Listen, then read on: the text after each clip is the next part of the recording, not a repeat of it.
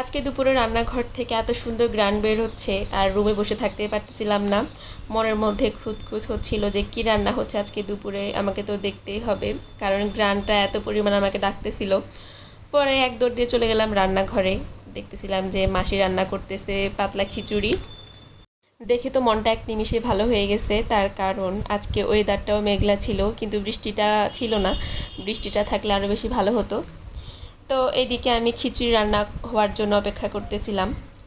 আর তার সাথে আমি একটু এখন চলে গিয়েছি স্যান্ডির কাছে। স্যান্ডি অনেক বেশি চুপচাপ হয়ে গেছে। আর আগে স্যান্ডি আর এখনকার স্যান্ডির মধ্যে অনেক বেশি তফাৎ।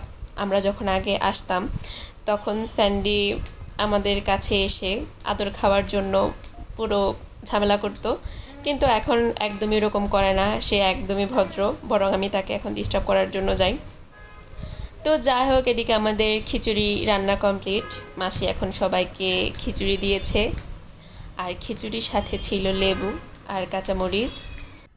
আজকে অনেক দিন পর এভাবে খেতে বসছিলাম, খাচ্ছি আর টিভি দেখতেছি। এটা অনেক বেশি মিস করতেছি, কারণ আমি যখন বাড়িতে ছিলাম আমার সবসময় এভাবেই খাওয়া হতো। তো আর এদিকে আমার বসে আছে আমার মেয়ে, সে বসে বসে আমার সাথে টিভি দেখতেছিল। তো দিনটা অনেক বেশি ভালো ছিল। আজকে আপনাদের দুপুরে কি খাবার ছিল আর কেমন কেটেছিল অবশ্যই কমেন্ট করতে ভুলবেন না।